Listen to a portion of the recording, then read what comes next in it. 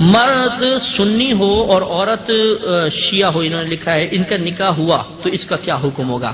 یاد رکھیں کہ فقط کوئی اپنے آپ کو شیعہ کہے یا کوئی اور فرقے سے تعلق ہو تو ہم فوراً اس کو کافر نہیں کہہ سکتے۔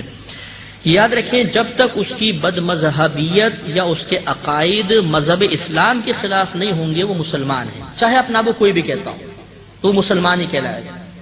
اب یہ پہلے تو یہ کہ یہ کہہ رہے ہیں کہ شادی ہو گئی تو کیا حکم ہوگا، تو حکم یہ ہم دیکھیں گے کہ اگر وہ اس کے جو شخص ہے اس کے عقائد مذہب اسلام سے ٹکراتے ہیں، مسلمانوں سے ٹکراتے ہیں تو سرے سے نکاح ہوا ہی نہیں اور ان کو جدا کرنا فرض ہے، اور بالفرض اس کی بد مذہبیت حد کفر تک نہیں پہنچی تو یہ نکاح ہو گیا ہے، وہ میاں بیوی ہیں۔ اور اب انہیں مطلب یہ کہ عورت کو ذرا احتیاط کرنی چاہیے کہ شوہر کسی اور طرف مائل نہ ہو، یعنی عقائد میں پختہ نہ ہو جائے، اسے مسلمانوں کے عقائد کی طرف مائل کرے۔ اور آپ نے کبھی اگر میرے میڈیا پہ بیان سنو گے تو میں حتی الامکان بہت نیوٹرل رہ کر بیان کرتا ہوں، میں کسی پہ اٹیک نہیں کرتا ہوں اور بہت ہی نیوٹرل رہ کر میں بیان کرنے کی کوشش کرتا ہوں۔ وجہ یہی ہے کہ ان باتوں کی وجہ سے بہت سے لوگ دین سے دور ہو گئے۔ ابھی بھی میں نے کسی کا آپ کے سامنے نام نہیں لیا، یہ تو ایک تھا تو، اور میں اپنے سے عقیدے کی وضاحت کرتا ہوں، کسی پہ اٹیک کرنے کی کوشش نہیں کرتے ہیں، اس کے فائدے ہوتے ہیں۔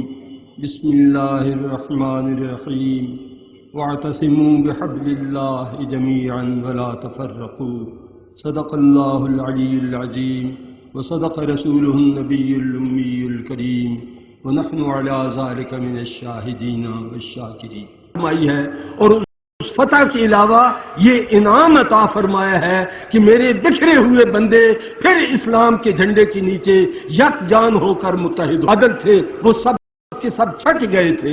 امید ہے وہی تاثر آپ کے دل میں بھی پیدا ہوگا، اور اس فارمولے کو سن کر آپ کے دل میں بھی یقین ہوگا کہ یہ اتحاد جس کا آج اس مبارک رات میں اعلان کیا جا رہا ہے یہ وقتی نہ ہوگا، یہ عارضی نہ ہوگا، بلکہ مستحکم ہوگا، پائیدار ہوگا۔ تو اب آپ اس فارمولے کو سماعت فرمائیے، اس میں غور فرماتے جائیے۔ اللہ تبارک و تعالی ہمیں اس پر استحکام بخشے، ہماری دستگیری فرمائے اور ہمیں شیطان کی وسوسہ اندازیوں سے محفوظ رکھے۔ اس کی پہلی شق یہ ہے کہ تمام اسلامی مکاتب فکر کے علماء، خطباء، واعظین اور مصنفین ایسی تقریر و تحریر سے کلیتاً اجتناب کریں جس سے شان الوہیت کی تنقیص اور عقیدہ توحید کے مجروح ہونے کا الزام آتا ہو۔ سب سے پہلے جو شک ہے وہ یہ ہے کہ کوئی عالم، کوئی خطیب، کوئی واعظ، کوئی مصنف کوئی ایسی بات نہیں کرے گا جس سے کہ شان الوہیت کی تنقیص ہوتی ہو یا عقیدہ توحید مجروح ہونے کا خدشہ پیدا ہوتا ہو۔ نمبر 2، تمام اسلامی مکاتب فکر کے علماء، خطباء، واعظین اور مصنفین ایسی تقریر و تحریر سے کلیتاً اجتناب کریں جس سے کسی بھی درجہ میں بلا واسطہ یا بالواسطہ اہانت رسول صلی اللہ تعالی علیہ وآلہ وسلم کا ادنا سا بھی شائبہ یا امکان پیدا ہوتا ہو، کیونکہ تمام مکاتب فکر متفق ہیں کہ ایسا کرنے والا کافر و مرتد ہو جاتا ہے۔ تو اس بات پہ بھی سب علماء کا اور سب فرقوں کے حاضرین کا اتفاق ہوا۔ تیسری شک یہ ہے کہ تمام اسلامی مکاتب فکر کے علماء، خطباء، واعظین اور مصنفین ایسی تقریر و تحریر سے کلیتاً اجتناب کریں جس میں بلا واسطہ یا بالواسطہ صحابہ کرام اور ازواج مطہرات رضوان اللہ تعالی علیہم اجمعین کے لیے تنقیص و اہانت یا طعن و تشنیع کا پہلو نکلتا ہو۔ نمبر 4، تمام اسلامی مکاتب فکر کے علماء، خطباء، واعظین اور مصنفین ایسی تقریر و تحریر سے کلیتاً اجتناب کریں جس میں بلا واسطہ یا بالواسطہ اہل بیت اطہار رضوان اللہ و تسلیماتہ علیہم اجمعین کے لیے تنقیص و اہانت اور طعن و تشنیع کا پہلو نکلتا ہو۔ نمبر شیعہ ہونے کی وجہ سے کافر نہیں ہوئے، قرآن کی اصلیت کے منکر ہونے کی وجہ سے ہر شیعہ تو اس عقیدہ کا آدمی نہیں ہے۔ آپ یہ کہو جو آدمی دلیل قطعی کا منکر ہوگا جو ضروریات دین کا منکر ہوگا خواہ وہ پیر بھی کہلائے تو وہ کافر ہوگا. تو اصل بات یہ تھی، ہم نے کہا اعلیٰ حضرت فاضل بریلوی رحمۃ اللہ علیہ اسماعیل دلوی جیسے آدمی کو کافر نہیں کہا جو سارے بھابیوں کا سردار ہے. تو تم کس منہ سے کہتے ہو کہ سارے بھابی کافر ہیں؟ نہیں، جس کو کافر کہتے ہو اس کے لیے گراؤنڈ مہیا کرو. ضروریات دین کا منکر کافر ہے، کسی دلیل قطعی کا منکر کافر ہے. جس نے لوگوں کو اعلیٰ حضرت فاضل بریلوی رحمۃ اللہ تعالی نے کافر کہا ہے، ان کی کفریہ عبارات مہیا کی ہیں. پہلے وہ عبارات لکھی ہیں، ان پر فتویٰ دیا ہے. اس جماعت کے لوگوں کو کافر نہیں کہا اعلیٰ حضرت. اعلیٰ حضرت کی تعلیمات کو سب سے بہتر جاننے والا اس ملک میں سید زاہد حسین شاہ صاحب، اس سلسلے کا شاگرد بھی ہے، اس سلسلے کا مرید بھی ہے، اور اس سلسلے کا دفاع بھی کرتا ہے. اگر کوئی کمی بیشی کی بات آئے تو کھڑا بھی ہو سکتا ہے، جو بات کرنے کی بچی ہے جس کو گھر والے بھی مانتے ہیں کہ واقعی ہمارے سلسلے کا ایسا رضوی نہیں ہے کہ جال گواہ کے بھی لے کے جاؤ تو کوئی نہ مارے گا. نعرہ تکبیر، نعرہ رسالت، نعرہ حیدری. اس لیے ہم وہ لوگ ہیں کہ جو ہمارا تعلق ہم صرف ادب، عشق، محبت، اطاعت اور نیکی دیکھتے ہیں. یہ اگر وہابیوں میں ہے تو ان کے ساتھ ہو جاؤ، بریلویوں میں تو ان کے ساتھ ہو جاؤ، جماعت اسلامی کے پاس ہے تو ان کے ساتھ ہو جاؤ. جو رسول اللہ کے عشق کی زنجیر کا قیدی ہے وہ کوئی بھی ہو، بغیر مرزائی کے چونکہ وہ کافر ہے، ان کے ساتھ ہو جاؤ. میری بات سمجھو گے نہیں؟ یہ میں ایسا باریک مسئلہ بیان کر چکا ہوں کہ سارے اپنی اپنی جگہ کان پکڑ کے بیٹھیں گے. اور ایک میں میری بات یاد رکھو، میں کوئی قائل نہیں ہوں بریلوی، وہابی، دیوبندی، شیعہ، سنی، یہ وہ، میں کسی کا قائل نہیں ہوں. آپ حیران ہوں گے، میں اپنی بات کرتا ہوں، آپ کی بات تھوڑی کرتا ہوں.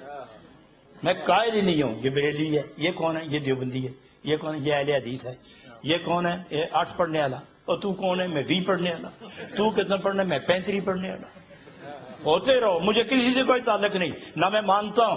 میں صرف اسی کو مانتا ہوں جس کو ہاتھ لگاؤ تو کملی والے کا عشق بولے.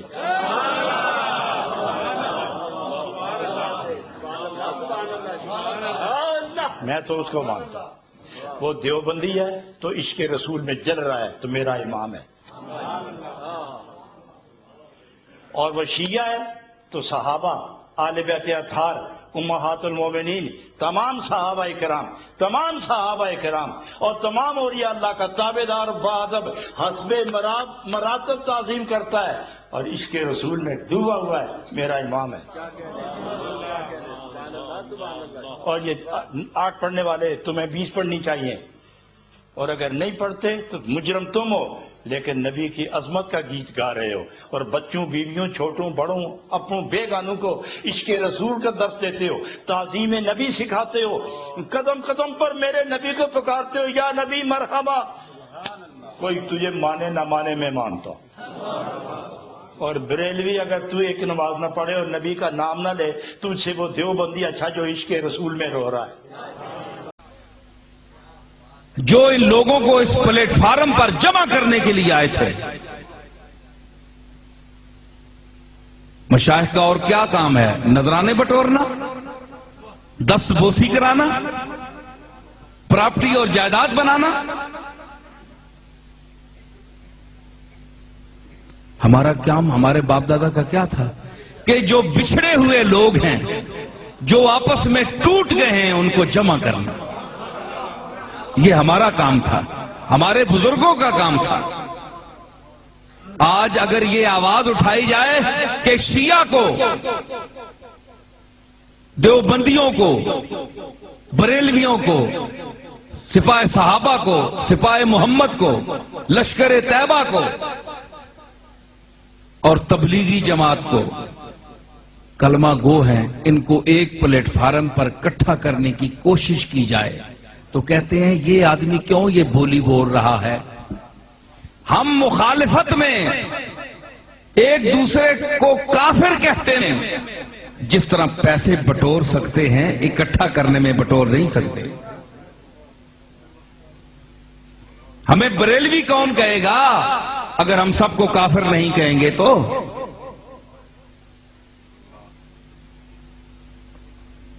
یہ اپنی روٹیاں سیدھی کرنے کے لیے، صرف پیسہ کمانے کے لیے. اسی طرح دیوبندیہ کا ان کا بھی یہی حال ہے. وہ اپنے اس پنجرے میں بند ہیں کہ وہ ان کو کافر کہتے ہیں، یہ ان کو کافر کہتے ہیں. تو یہ سلسلہ باہمی تکفیر کا سلسلہ کب تک چلے گا؟ کیا کوئی آواز نہیں ہے دنیا میں، پاکستان میں، انڈیا میں، بر صغیر پاک و ہند میں کوئی ایسا آدمی نہیں ہے، نہ علماء میں نہ مشائخ میں، سب خاموش ہیں. یزید وقت کے آگے ہیں، یزید وقت کے آگے کھڑے ہیں سب خاموش. یزید وقت کے آگے کھڑے ہیں سب خاموش. حسین ہی جو چلائے تو کوئی بات چلے.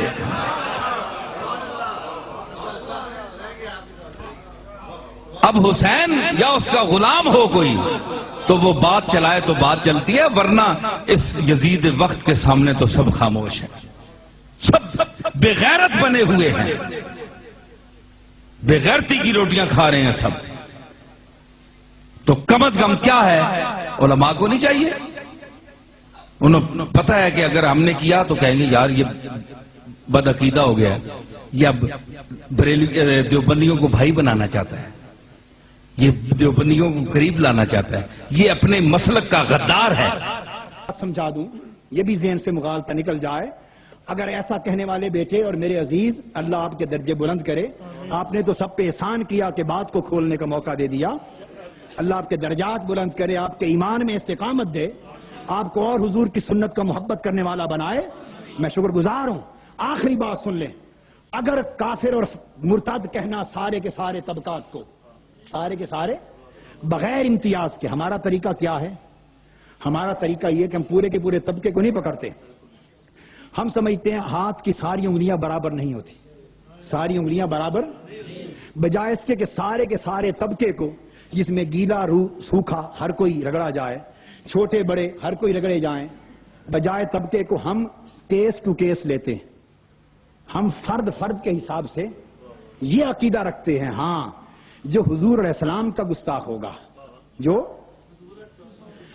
آقا کا گستاخ ہوگا، خواہ گستاخی لکھ کر کتاب میں کرے، خواہ تقریر میں کرے، خواہ عملاً کرے، حضور علیہ السلام کی گستاخی تو درکنار. میرا مشرب تو یہ ہے کہ جو حضور کے گلی کوچوں کے کتوں کا گستاخ ہوگا، اس نسبت کو ذہن میں رکھ کر، وہ بھی کافر، بے ایمان اور مرتد ہے.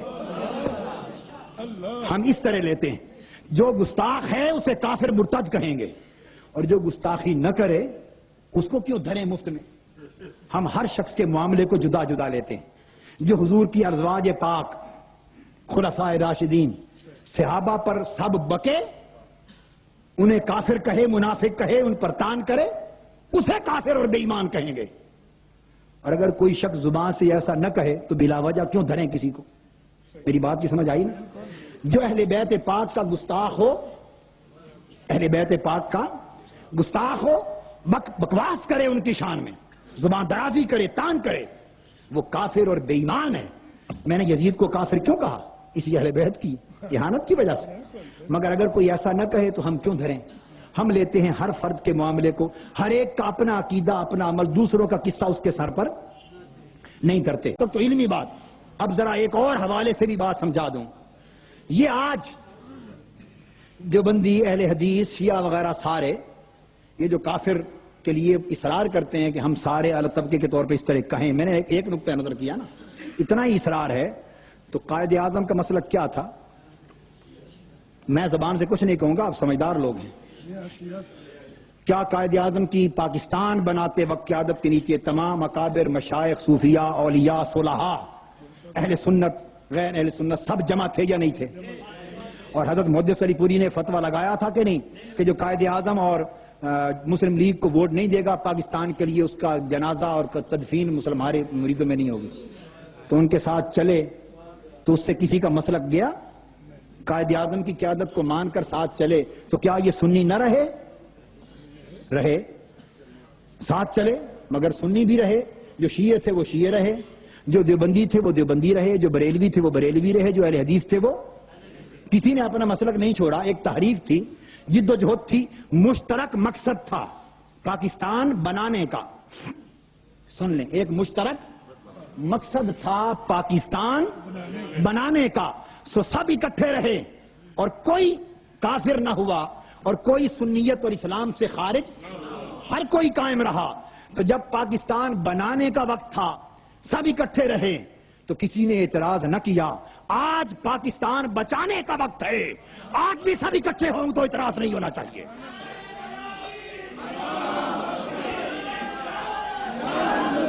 اب اس سے ذرا